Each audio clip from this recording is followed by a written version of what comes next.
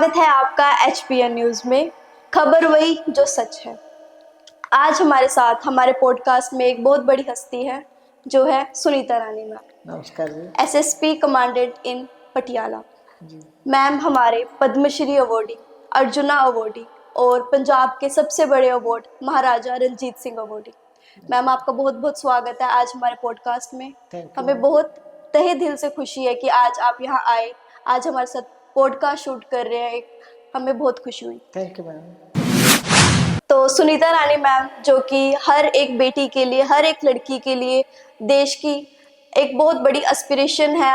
बहुत लड़कियां उनसे प्रेरित होती हैं, उनकी ज़िंदगी से बहुत कुछ सीख रही है।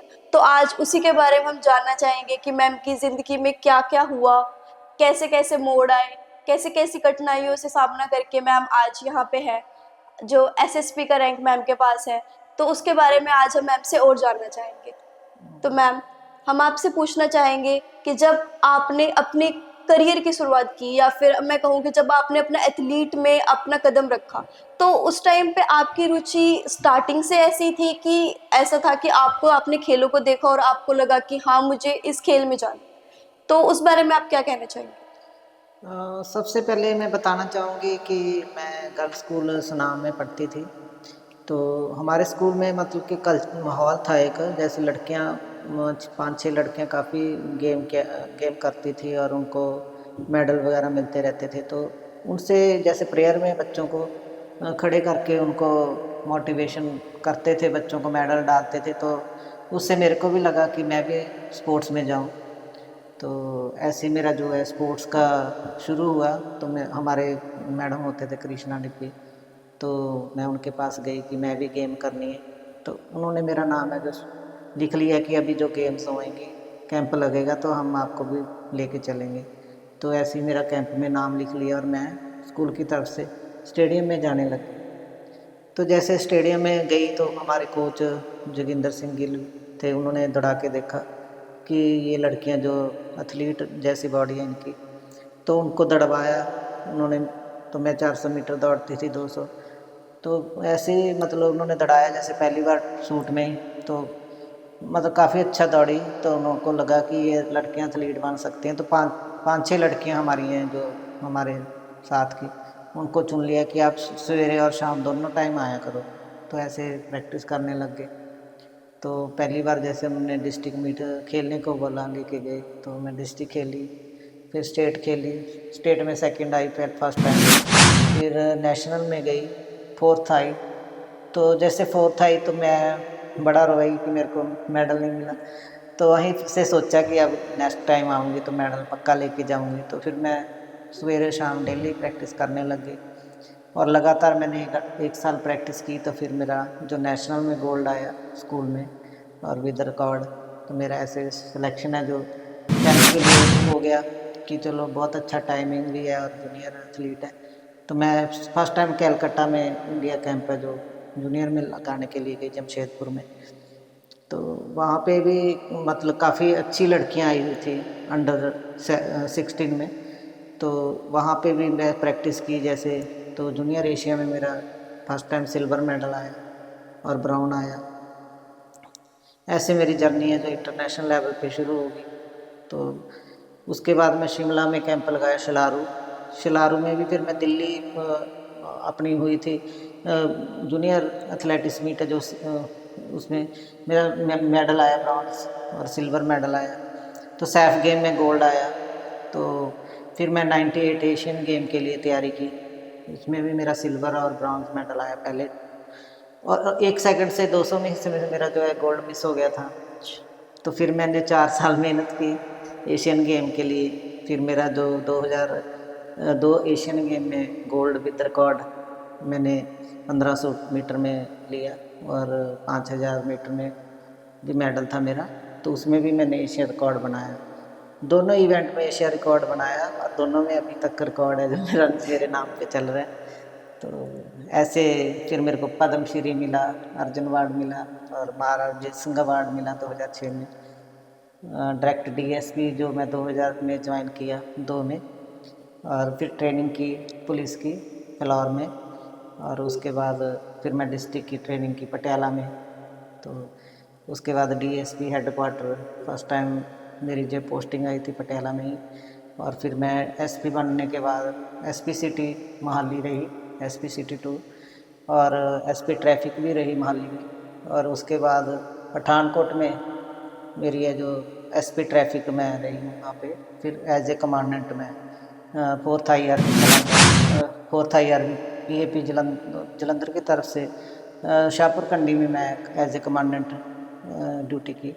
अभी बहादुरगढ़ में हूँ, पटियाला में कमांडेंट हूँ। तो यही है मेरी जर्नी। हाँ जी मैम, बहुत प्यारी जर्नी है आपकी। जैसे कि आपने कहा आपने मेहनत करी और हम देख पा रहे हैं कि आपकी मेहनत आपको एक बहुत ही अच्छे मुकाम पे लेके आई है, और भगवान करे आपको और अच्छे मुकाम पे लेके जाए। आपकी मेहनत रंग लाई है मैम। तो मैं जानना चाहूंगी मैम कि जो मेहनत आपने करी और जो शुरुआत आपने करी, तो उससे आपके जब आपने स्टार्ट किया उसमें आपके परिवार वालों ने आपको कितना सपोर्ट किया एज अ वुमेन, मतलब एज अ गर्ल उनकी, जब मतलब आपने करा 79 या आपका बर्थ 79 है, उसके बाद आपने स्कूल में स्टार्ट किया, तो उस टाइम पे आपके परिवार वालों ने आपको कितना सपोर्ट किया उसके बारे में मैं जानना चाहूँगी। एक्चुअली पहले थोड़ा सा शुरू से मेरे फादर है जो जॉब करते थे, पढ़े लिखे थे, तो उनको मेरे ब्रदर भी गेम करते थे, तो उन्होंने कभी ऐसा नहीं कहा कि नहीं जाना, बल्कि कोच ने कहना मेरे भाई को कि आप उसको ग्राउंड में लेके आना, तो वो लेके चले जाते थे। तो कई बार मतलब के रिश्तेदार जब पड़ोसी भी लड़की के लिए इतनी कैसे मेहनत करवा रहे हैं, क्या है ये पता नहीं कुछ मिल पाएगा कि नहीं, मतलब कुछ थोड़ा लगता था कि कुछ टाइम वेस्ट कर रहे हैं। तो पेरेंट्स की तरफ से कभी ऐसा नहीं हुआ, उन्होंने सपोर्ट किया मेरी। बहुत अच्छी बात है मैम। पेरेंट्स का सपोर्ट और फैमिली का सपोर्ट बहुत ज़्यादा ज़रूरी होता है आपको एक अलग लाइफ में अचीवमेंट के लिए। हमें बहुत अच्छा लगा सुनकर कि आपकी फैमिली ने आपको इतना सपोर्ट किया। तो मैम अब अगला क्वेश्चन हम आपसे ये जानना चाहेंगे कि जो आपको फर्स्ट अवार्ड मिला, आपका जो फर्स्ट अवार्ड था, उसके बाद आपने अपने गेम्स में ऐसे और क्या चेंजेस करे, आप अपनी लाइफ में और क्या चेंजेस करे ऐसे कि आप सेम लेवल पे ही अपनी गेम को रखा, या आपने और कुछ इम्प्रोवाइजेशन करी अपनी जिंदगी में, अपनी स्ट्रेटजीज में या अपनी लाइफ में कि मुझे इससे और आगे बढ़ना है, वो क्या क्या चेंजेस थे मैम? एक्चुअली स्पोर्ट्स में भी काफ़ी चेंज करने पड़ते हैं। जैसे हम डिस्ट्रिक्ट लेवल पे खेलते हैं तो और तरह की प्रैक्टिस करनी पड़ती है। जब स्टेट लेवल पे मेडल जीतना है तो और तरह की करनी पड़ती है। जब नेशनल में जीतना है तो नेशनल की तरफ मतलब मेहनत करनी पड़ती है। जब हमने इंटरनेशनल लेवल के लिए सोचा है तो उस कैटेगरी की हमें प्रैक्टिस करनी पड़ेगी। तो किस जगह पे करनी पड़ेगी, कैसे कोचेज होंगे, कैसी डाइट होगी, वो सारा हमारा मैनेजमेंट होती है। और कितना वेट चाहिए और कितनी मतलब उसके लिए कितना हमारा हीमोग्लोबिन चाहिए, ये सारी टेक्निक्स हैं जो इंटरनेशनल लेवल के लिए हमें जी। पहले से ही तैयारी करनी पड़ती है। तो ये नहीं है कि एक एशिया में मेडल जीतने के लिए उसको काफ़ी संघर्ष करना पड़ता है। और साथ में जैसे कि रेस्ट भी करना पड़ेगा, क्या डाइट खानी है, हमारी डाइट भी कंट्रोल होती थी। और कितनी कैलोरीज होनी चाहिए, उसका भी कैलोरी के हिसाब से ही हमें खाना मिलता है। और क्या हमने खाना है क्या नहीं खाना, वो सारे डॉक्टरों के ऊपर निर्भर होता है हमारा। तो ऐसे नहीं है कि एशिया में मेडल आ रहा है तो मतलब हर चीज़ को टेक्निक से, और कितना खाना है कितना नहीं खाना, क्या खाना है, वो सारी हमारी डेली हमारा डाइट प्लान बनता था। और क्या हमने वर्क करना है, कितना रेस्ट चाहिए, और कितने रेपिटेशन चाहिए, कितने रेपिटेशन में रेस्ट चाहिए, कितनी हमारी पल्स रेट आ रही है, और सारी भी मतलब कि टेक्निक थी हमारी। गेम है जो टेक्निक के ऊपर है। जैसे हमने इंटरनेशनल में मेडल जीतना है और कितना टाइमिंग से हम मेडल जीत सकते हैं, और कितना हमारा टाइम चल रहा है। सीज़न होता है, एक ऑफ सीज़न होता है, सीज़न में हमने क्या प्रैक्टिस करनी है, ऑफ सीज़न में क्या करनी है, वो भी सारा शेड्यूल बना होता है हमारा। जी। अच्छा मैम, तो ये तो आपकी ज़िंदगी के बारे में हो गया, आपके वो पल जो आपने अपनी एथलीट्स में या फिर अपने अवार्ड्स में वहाँ पे साझा किए हैं हमारे साथ। तो मैम इसके अलावा आप हमें और कुछ बताएंगे अपनी ज़िंदगी में, अगर आपने कुछ और कष्टों से या फिर कुछ और संघर्ष करे जहाँ पे आपको ऐसा लगा कि अगर कोई एक आम व्यक्ति होता तो वो उम्मीद छोड़ देता, पर आपने हार नहीं मानी और आपने कंटिन्यू रखा अपनी जर्नी को अनटिल आपने वो अचीव करा जो आज आप अचीव कर चुके हैं। एक्चुअली जैसे मैंने आपको बताया कि जब 98 एशियन गेम में मेडल आया उसके बाद ओलंपिक की तैयारी कर रही थी, तो ओलंपिक के लिए मैं लगातार काफ़ी मतलब एशियन गेम में पहले तो 4 साल प्रैक्टिस की, उसके बाद 2 साल और थे कि ओलंपिक में ऐड करने थे, कि 6 साल की मेहनत थी मेरी कि मैंने ओलंपिक खेलना है। लेकिन 3 महीने पहले मेरी इंजरी हो गई। क्वालिफाई भी कर गई थी, सारा कुछ हो गया था मेरा, लेकिन इंजरी होने की वजह से मैं उतनी परफॉर्मेंस नहीं दे पाई। तो काफ़ी प्रॉब्लम हो गई थी मेरे को, कम से कम 1 साल मेरे को ग्राउंड से दूर रहना पड़ा। एशियन गेम 98 के बाद, ओलंपिक के बाद, लेकिन मैंने ओलंपिक में पार्टिसिपेट किया और उस साल मेरे को इंजरी की वजह से ग्राउंड से दूर रहना पड़ा। लेकिन फिर भी मैं हिम्मत नहीं हारी, तो फिर मैंने बहुत बड़े बड़े डॉक्टरों को दिखाया, श्री गंगाराम हॉस्पिटल में भी दिखाया, बम्बे भी दिखाया, तो मेरा कहीं से ठीक नहीं हुआ। फिर मैंने पीजीआई में दिखाया, पीजीआई से मेरे जो इंजरी है ठीक हुई। इंजरी ठीक होने के बाद फिर मैं ग्राउंड आई, ग्राउंड में शुरू किया।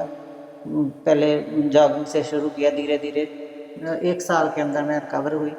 फिर रिकवर होने के बाद फिर मैंने एशियन गेम के लिए तैयारी की 2002, जो कि अभी तक आपको मैंने बताया कि मैंने रिकॉर्ड है जो ऐसा बनाया कि अभी तक टूटा नहीं। तो यही कहना चाहूँगी कि मतलब काफ़ी मेरे लिए हार्ड था उस टाइम, ये था कि कभी रिकवर करूँगी नहीं करूँगी, और पर लेकिन मैंने हिम्मत नहीं हारी कभी भी ना अपनी।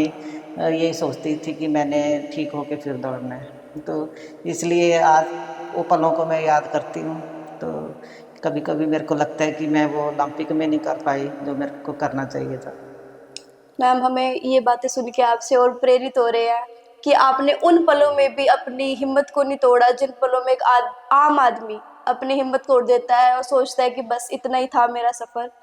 मैम, ये बातें हमें सुन के और मोटिवेट कर रही है कि हम भी अपनी लाइफ में कुछ करें। एज अ गर्ल मैं यहाँ बैठी हूँ आपके सामने, आपसे मैं इतना कुछ सीख रही हूँ और मैं चाहूँगी कि जो भी लड़की इस पॉडकास्ट को देखे वो भी मैम से सीखे, मैम से प्रेरित होए, अपनी ज़िंदगी में मैम के जो रूल्स है, जो मैम ने फॉलो करे हैं, जो मैम ने अपनी उम्मीद को नहीं तोड़ा है, वैसे ही करें। मैम, आप बच्चों को नशे से बचने के लिए क्या संदेश देना चाहेंगे? नशे से बचने के लिए एक तो हर बच्चे को स्पोर्ट्स करवाओ, पेरेंट्स खास करके अपने बच्चों को स्पोर्ट्स के ऊपर ध्यान दो, इससे भी काफ़ी नशे में सुधार होगा, नशा नहीं करेंगे बच्चे।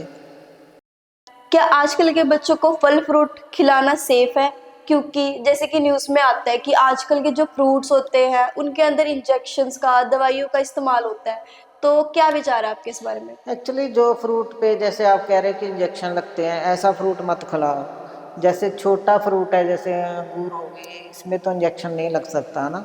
छोटे फ्रूट ज़्यादा करके जो साइज़ में बड़े नहीं हैं, तो उनके ऊपर इंजेक्शन कम लगने की होती है समर्था। तो छोटे फ्रूट हैं जो ज़्यादा खाओ, जैसे अपना लीची हो गया, आम आम में भी हमको लग सकता है, तो इंजेक्शन मतलब फ्रूट जो भी खिलाना है तो सोच समझ के और अच्छा फ्रूट खिलाओ, है ना, धो के खिलाओ। और बाकी ड्राई फ्रूट है, हम अपने फ्रूट की तरफ से दे सकते हैं, जैसे खरोट है बच्चों के लिए बहुत अच्छा है, बादाम है, और काजू है, दाखें हैं।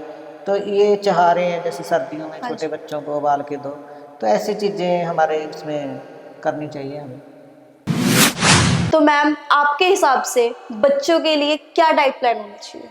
एक्चुअली बच्चों के लिए जैसे हमारे टाइम होता था कि शुद्ध खाना होता हाँ था, जी। देसी घी है जो बच्चों के लिए, गाय का खास करके, और वो बहुत ज़रूरी है।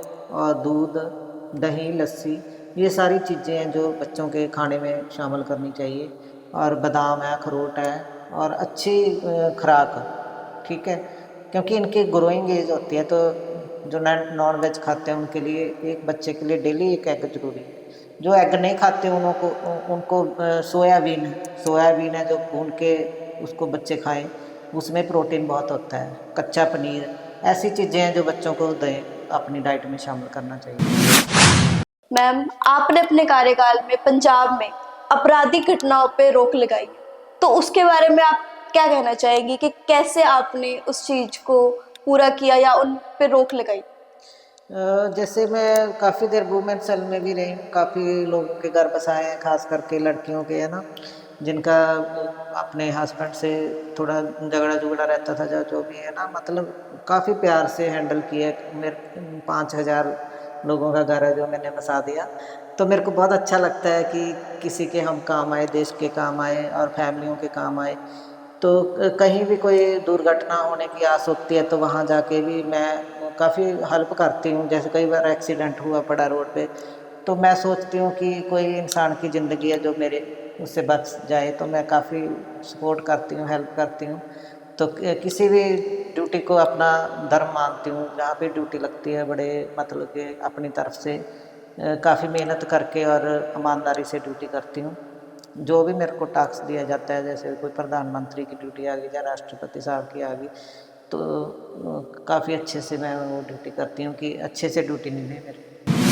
तो मैम, अभी आप रिसेंटली हमारी देश की राष्ट्रपति द्रौपदी मुर्मू जी से मिली, तो उनसे मिलके आपको कैसा लगा? उनकी ज़िंदगी से आपको क्या प्रेरणा मिली, वो हम जानना चाहेंगे। मेरे को बहुत अच्छा लगा कि एक लेडी पूरे देश को मतलब कि चला रही हैं और राष्ट्रपति हैं। तो बहुत उनसे देख के और उनको मतलब कि नज़दीक देख के बहुत अच्छा लगा और प्रेरणा मिली कि जब ये एक लेडी इतना कुछ कर सकती है देश के लिए, देश का पूरा चला रही है, तो हाँ, उनसे देख के हमें भी प्रेरणा मिली कि हम भी और आगे बढ़ें।